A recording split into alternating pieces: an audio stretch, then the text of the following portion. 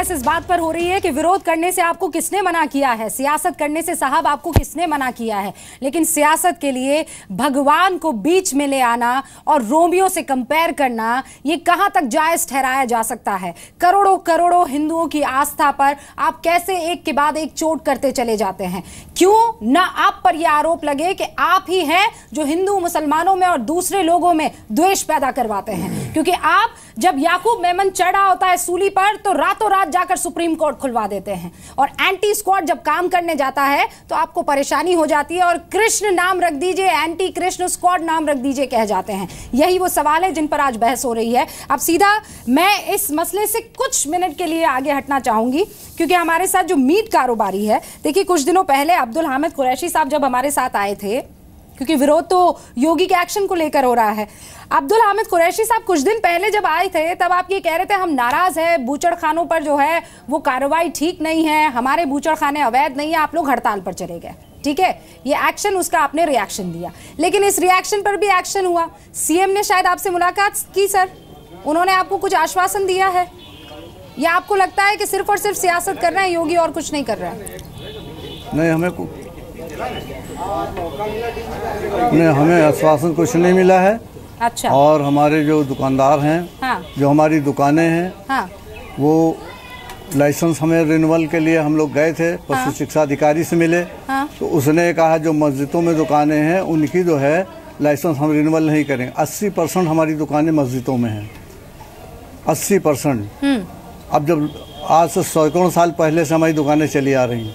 लेकिन आप लोगों ने हड़तालें बंद की है या नहीं? सैकड़ों साल पुरानी हमारी दुकानें चली आ रही हैं, हमेशा रिन्यूअल होता रहा। कुरैशी साहब, आपने हड़ताल बंद की है या नहीं की है? हमारा हड़ताल नहीं, हड़ताल तो हमारी अभी बंद है, हाँ। लेकिन बूचड़ खाना अभी तक नहीं खोला गया हमारा। और जो जैसा आदेश मिला था कि आप लोग जाइए और लाइसेंस रिन्यूअल कराइए जो वैध हो, लेकिन वैध तो हमारी दुकानों जो है जब वो कर ही नहीं रहे तो हम कहाँ जाएं। ये कार्रवाई तो अवैध बूचड़ खानों पर हो रही है ना कुरैशी साहब, अवैध बूचड़ खानों की हो रही है ना। आपके पास लाइसेंस है कि नहीं है लाइसेंस? जी हैं, आपके पास लाइसेंस है? हमारे पास सैकड़ों साल से रिन्यूअल होते चले आए हैं, हाँ। अभी इन्होंने रोक दिया है जी, उसमें दिक्कत। तो लाइसेंस आपका रिन्यू कब से नहीं हुआ? हमारे लाइसेंस हैं, रिन्यूअल करते हैं, 2-3 साल से नहीं हो रहा है। अच्छा, 3 साल से आपका लाइसेंस रिन्यू ही नहीं हुआ है? बहुत से 2 साल हो गए, बहुत से साल भर के हैं, इस तरह हैं। सर 3 साल से लाइसेंस रिन्यू नहीं हुआ, जिसकी समस्या को समझ लें। तो ये इलीगल स्लॉटर हाउसेस में आएंगे या फिर रिन्यू नहीं हुआ है, इसके पीछे कोई और वजह हो? रूबिका जी, अगर आपके पास हथियार है और कार है और आपने उसका लाइसेंस रजिस्ट्रेशन रिन्यू नहीं कराया, वो उसी दिन से नाजायज हो जाते हैं जब तक कि उनका रिन्यूअल वैलिड था।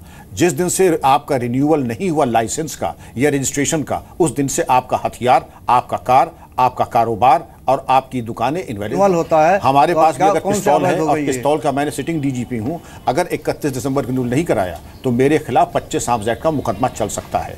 इसी तरह दुकानें हैं, जैसा कुरैशी साहब ने फरमाया है, अगर ये पुरानी दुकानें हैं, पुरानी दुकानें अपनी शर्तों पे उनको लाइसेंस मिला था, तो इनको आज भी दिक्कत नहीं होगी। मुश्किल क्या है कि 10 अगर जायज़ हैं तो 100 नाजायज़ हैं। उन 100 नाजायज़ की आड़ में इन 10 को भी दिक्कत आ सकती है, लेकिन उन 10 जिनको पहले चलती आ रही हैं, जैसा कुरैशी हमने बताया है, उसमें दिक्कत कभी ना आई थी ना आएगी। अगर मैं गणित लगाने जाऊं तो फिर अशोक देव साहब 3 साल से रिन्यू नहीं हुए, तो आपकी सरकारों में तो फिर इलीगल स्लॉटर हाउस चल रहे थे।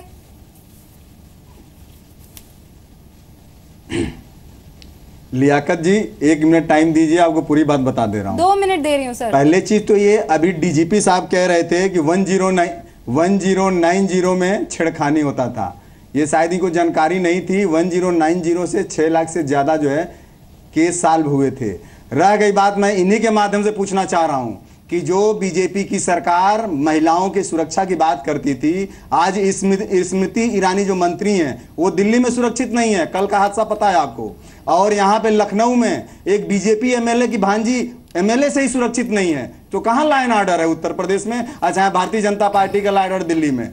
देखिए, इस तरह से आरोप नहीं लगाना चाहिए। जो सही है वो सही कहिए, जो गलत है गलत करिए। आज भी थानों में छेड़छाड़ हो रहा है लड़कियों के फोटो से। रह गई बात आप जो कह रही थी बूचड़ खानों से, देखिए हाईकोर्ट ने भी पूछा, उत्तर प्रदेश सरकार से हाईकोर्ट ने पूछा कि आप किसके ऑर्डर से आपने ये मीट की दुकान, अंडे की दुकान, बूचड़खाने बंद किए हैं?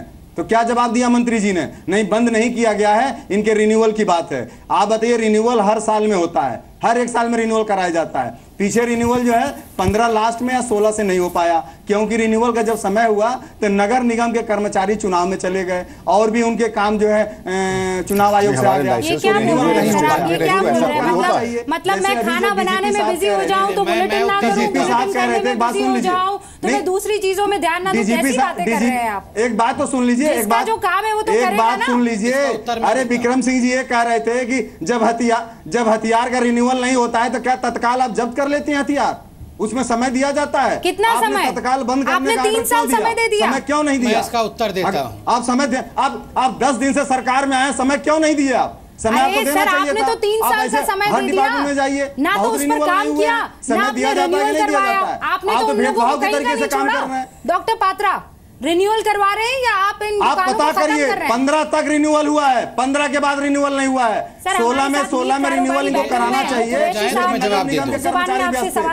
नगर निगम के कर्मचारी व्यस्त थे चुनाव में, जिसके वजह से नहीं किए। अब इनकी जिम्मेदारी है। ये जो इल्जाम आप पर लगा रहे हैं अशोक जी, ये तो बड़ी मोटी बेसिक बात है। अशोक जी, अब चिल्ला के कोई फायदा नहीं है, चिड़िया चुग गई खेत है। अब सुन लीजिए, आप बात रिन्यूअल की कर रहे हैं कोर्ट में और आप जाकर सील कर रहे हैं। डॉक्टर हाँ, मैं सबका उत्तर दे रहा हूँ। हाँ।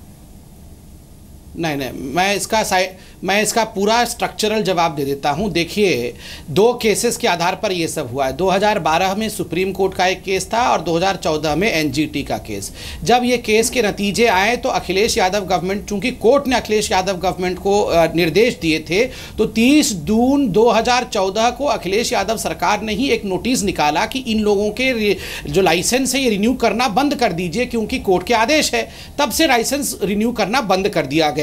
ठीक है, मगर अपीजमेंट के कारण इन्होंने कहा दुकान चलाते रहिए, भले ही कोर्ट का ऑर्डर हो। हमने बड़ा स्पष्ट कहा कि जो कोर्ट ने कहा है अक्षरशः पालन करना होगा। उसके लिए हमने 2 चीजें की।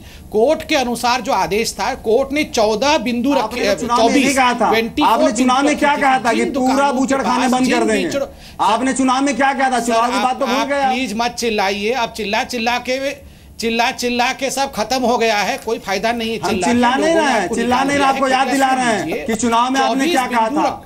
चुनाव में क्या कहा था, ये याद दिला रहा हूं आपको। नहीं, सब पता है ना।